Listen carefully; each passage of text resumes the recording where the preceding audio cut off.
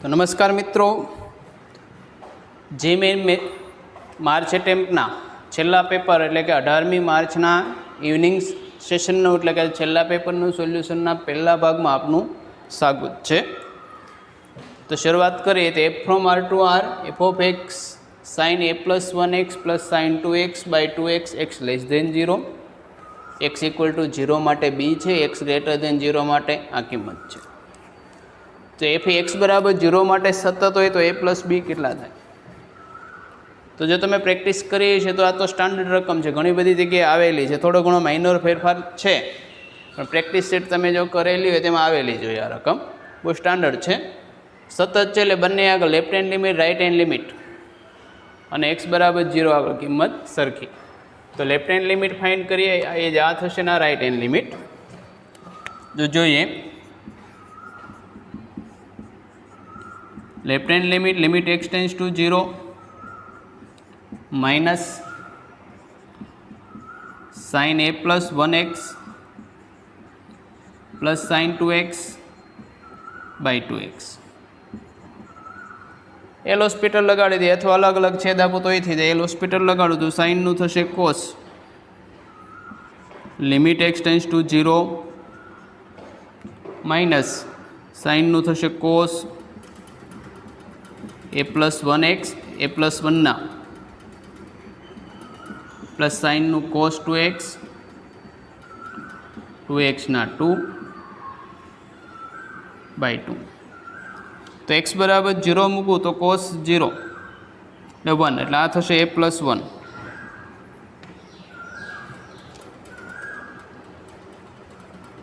આ કોસ 0 1 થશે, આ થશે પ્લસ 2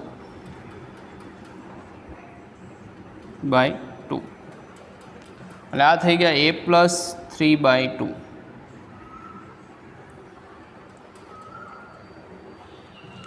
હવે બીજું લઈએ, રાइट हेन्ड लिमिट માટે કેટલા થશે તે જોઈએ। તો આર એ છે તો એની માટે એક સાદું રૂપ આપી દઉં। x ની રૂટ કિંમત 12 લઈ લો તો આને લિમિટ મૂકીએ છીએ, સાદું રૂપ પણ આપીએ તો limit x tends to 0 plus root x common आवे छे तो लई लो जो 12। अहींथी रूट एक्स कॉमन लीधो तो एक वखत आ एक्स लीधो ए खरेखर आ थशे 1 plus B X square minus 1 छेदमांथी B X raise to 5 by 2। X raise to 5 by 2 ने केन्सल करशो એટલે ખરેખર જો આ નીકળી જાય ને અહીંયા વધે x સ્ક્વેર એટલે હું લખી નાખું જો x સ્ક્વેર આ કાઢી નાખ્યું। तो x बराबर 0 माटे एल हॉस्पिटल लगाड़िए तो x बराबर 0 माटे अंश ने छेद 0 देता तो रूटनो विकलन limit x tends to 0 plus रूटनो विकलन 1 बाय 2 रूट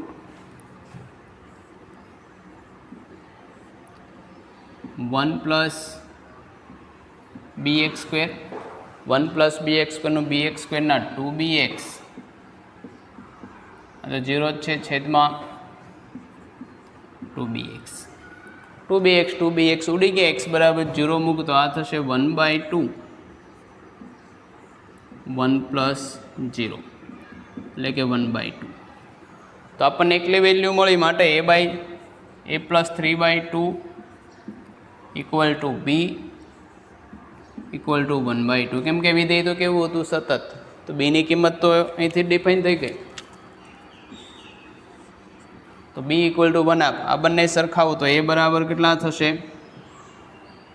-3 थशे। आ बने सरखावी दे 1 आप तो उड़ी गया -2 थशे केम के a प्लस 3 बराबर 1 थाय ने सरखावो तो a बराबर -2 b बराबर 1 आप माटे मांगेली वेल्यू कई छे a वत्ता b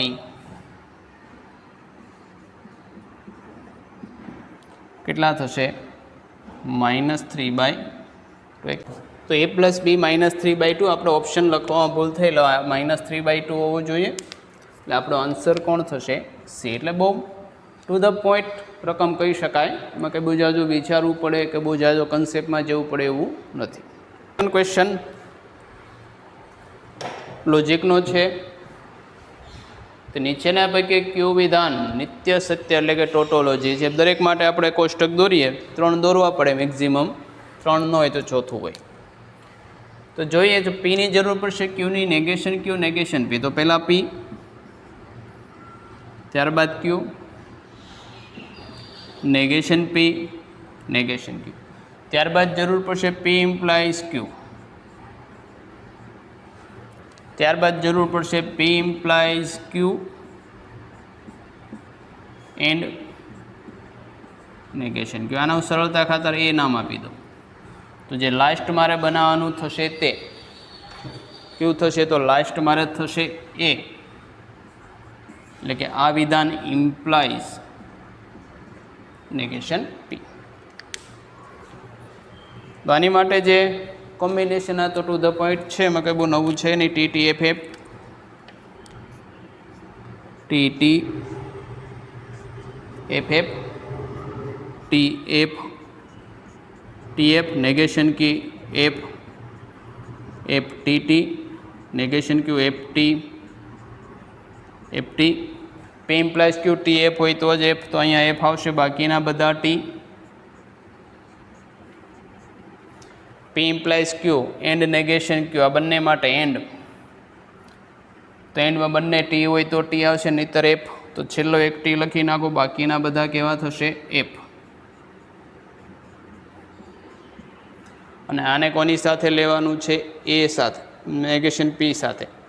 ઇમ્પ્લિકેશનમાં અગેન TF હોય તો F આવે, તો આ TF સામે તો T થી શરૂ થતું એક જ હતું T, તો F થશે ને, તો બાકીના બધા કેવા થશે? T. કેમ કે ઇમ્પ્લિકેશનમાં TF હોય તો અહીંથી એક સ્ટાર્ટિંગ T હતો, એક જ જોવું પડે નેગેશન, એની સામે T. સ્ટાર્ટિંગ F હોય તો સવાલ જ નથી કંઈ. તો પહેલું વિધાન નિત્ય સત્ય થાય, તો આપણે પહેલાં જ દડા કે આન્સર મળે. ન હોય તો બીજામાં. જો અહીંયા સુધી બધું સરખું જ છે, બનાવવું પડે તમારે ફક્ત ચોથો ભાગ જ. 4 એ 4માં પહેલો ભાગ સરખો છે, આ અલગ અલગ થશે. આપણો આન્સર થશે એ. ક્વેશ્ચન S1 x² + y² બરાબર 9, S2 x - 2² + y² બરાબર 1. આ બે વર્તુળો છે. હવે એક ચલ વર્તુળ એટલે કે વેરિયેબલ સર્કલ કે જે S1 ને અંદરથી અને S2 ને બહારથી સ્પર્શે છે, તો આ વર્તુળના બિંદુ પદ પર કયું બિંદુ હશે તે ફાઇન્ડ કરવાનું. પહેલું વર્તુળ જે S1 હતું એનું કેન્દ્ર હું P લઈ લઉં, તો કેન્દ્ર P કેટલું થશે? તો ઉગમ બિંદુ કેન્દ્ર છે. ત્રિજ્યા R 3, R1. બીજા વર્તુળનું કેન્દ્ર Q 2, 0. ત્રિજ્યા R2 G² + F² - C, 4 minus અથવા G² + F² માઇનસ પ્લસ એટલે √5 થશે. R2 બરાબર કેટલા થશે? √5.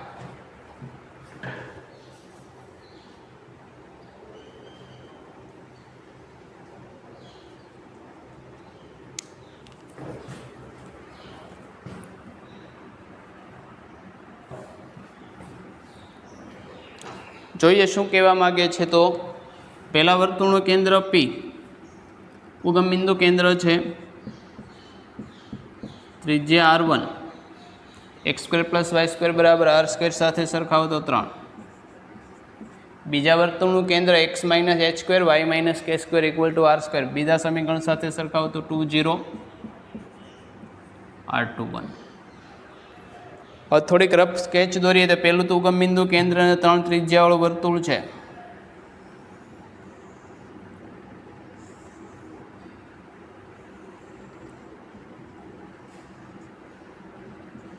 આ થશે આપણું S1.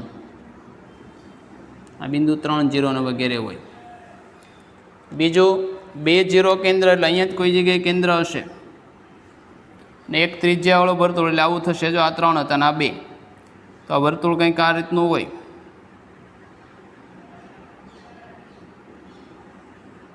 આપણું થશે S2.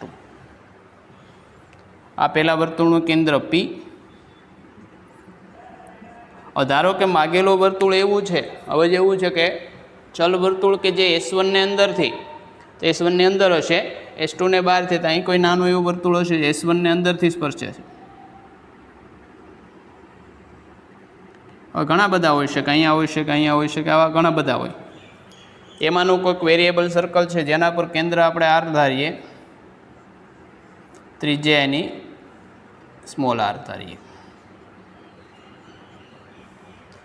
તો આનું આપણે પહેલાં બિંદુ પદનું સમીકરણ મેળવીએ ને પછી કોણ એની પર છે તે લઈએ. તો એવું છે કે આ વર્તુળ ધારો કે હું S કહી દઉં, તો S એ S1 ને ક્યાંથી સ્પર્શે છે? અંદરથી સ્પર્શે છે. અંદરથી સ્પર્શે તો કેન્દ્ર વચ્ચેનું અંતર ત્રિજ્યાની બાદબાકી જેટલું થાય. એટલે કેન્દ્ર P ને R વચ્ચેનું અંતર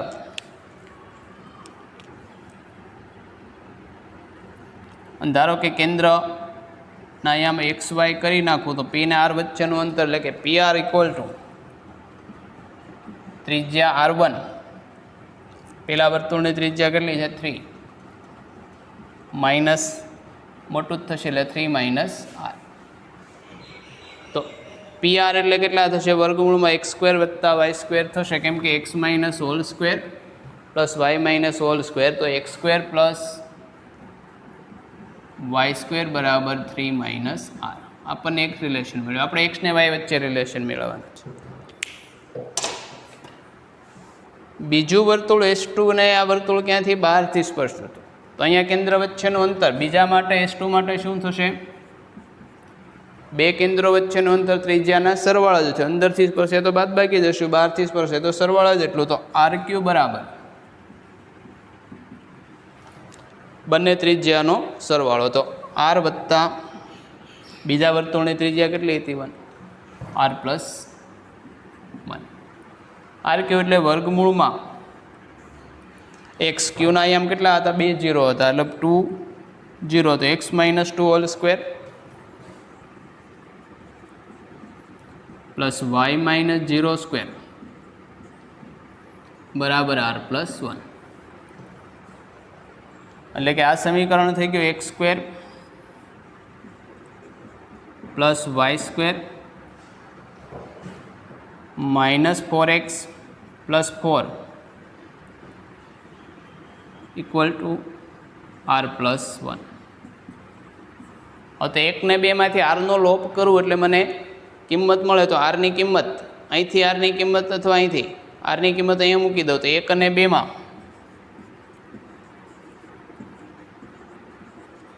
R બરાબર આ કિંમત છે અહીંયા મૂકી દઉં. તો આ કેટલા થશે? જો સમીકરણ એક આ રીતે લખી શકાય, x² plus y² plus R. અને R બરાબર અહીંથી લખો તો કેટલા થશે? વર્ગમૂળમાં x² plus y² minus 4x plus 1 minus 1 equal to કેટલા થશે? 3. શું કર્યું? તો 1 અને 2 માંથી મેં આરનો લોપ કર્યો. લોપ કર્યો એટલે આરની કિંમત અથવા આરની કિંમત અહીંયા મૂકો, બધી વસ્તુ સરખી જ થાય. તો સાદું રૂપ આપું તો મને આજે વર્તુળ છે એનું લોકસ મળ્યું કે આખું સમીકરણ મળ્યું. x² પ્લસ y² આ x² અથવા x માઇનસ 2² હોલ એ લખો તો પણ ચાલે, પ્લસ 1 બરાબર 4. તો આની ઉપર કોણ બિંદુ છે એ વેરીફાઈ કરવાની, એ તમારી ઉપર મૂકું છું. જોઈ લેવાનું કયું આવશે આન્સર પ્રમાણે. આન્સર બી થશે, મેં ચેક કરેલું છે, તમારે ચેક કરવાનું છે. x2 અને આ બધું મૂકશો એટલે જવાબ આવશે. આપણો આન્સર થશે બી. ટૂંકમાં થોડુંક લોજિક, વર્તુળના જે બેઝિક કન્સેપ્ટ ક્લિયર હોય તો દાખલો થઈ જાય એવો હતો. મિત્રો 4th ક્વેશ્ચન લઈએ. સમબાજુ ત્રિકોણ એબીસીનું મધ્ય કેન્દ્ર ઉગમ બિંદુ છે. આ ત્રિકોણની એક બાજુ રેખા x પ્લસ y બરાબર 3 પર છે. જો સ્મોલ આર અને કેપિટલ આર અને સ્મોલ આર અનુક્રમે ત્રિકોણની પરિત્રિજ્યા અને અંતર ત્રિજ્યા હોય તો બંનેનો સરવાળો માગેલો છે. બહુ ટ્રિકી પ્રશ્ન છે. જો આઈડિયા આવે તો 1 કે 2 સ્ટેપમાંથી જ, નહીંતર ન થઈ શકે. એક બેઝિક કન્સેપ્ટ હતો કે સમબાજુ ત્રિકોણમાં પરિકેન્દ્ર, મધ્ય કેન્દ્ર, અંતઃ કેન્દ્ર કે લંબ કેન્દ્ર બધે એક સરખા જ હોય. એટલે આ ત્રિકોણ એબીસી છે.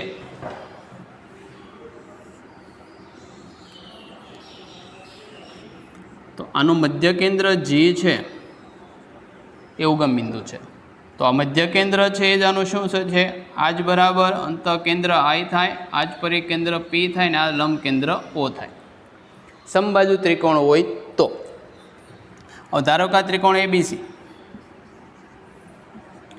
આ બીસીને સમાવતી બાજુનું સમીકરણ તો આપ્યું છે કેટલું, કોઈ એક બાજુ હોય આને લઈ લે તો x વત્તા વાય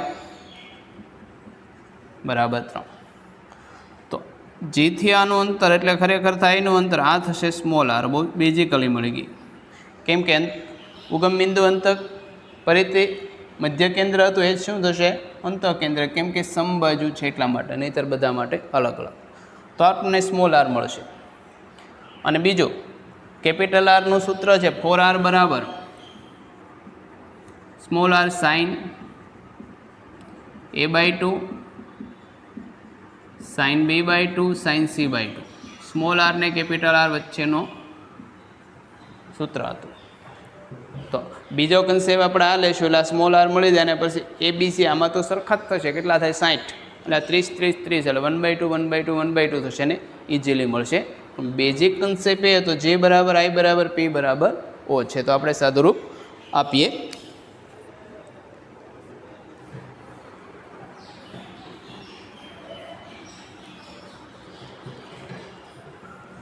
તો અહીંયા આર બરાબર કેટલું થાય, ઉગમ બિંદુ 0 0નું x પ્લસ વાય બરાબર 3થી લંબ અંતર. તો ઉગમ બિંદુનું રેખાથી લંબ અંતર 0 plus 0 minus 3 by root a square plus B square, 1નો વર્ગ વત્તા 1 3/√2 થશે. હવે સ્મોલ આર બરાબર 4 capital R sine a/2 sine b/2. આ યુનિવર્સલ ફોર્મ્યુલા કોઈ પણ ત્રિકોણ માટે હતી. તો અહીંયા કિંમત મૂકી દઈએ તો સ્મોલ આર બરાબર 3/√2 4 કેપિટલ AR. હવે અહીંયા એબીસી અગેન આ કન્સેપ્ટ આવશે, સાઇન એ બરાબર કેટલા થાય 60, તો સાઇન a/2 એટલે 30 30 સાઇન 30 એટલે કેટલા થશે 1/2, આ પણ 1/2 થશે 1/2.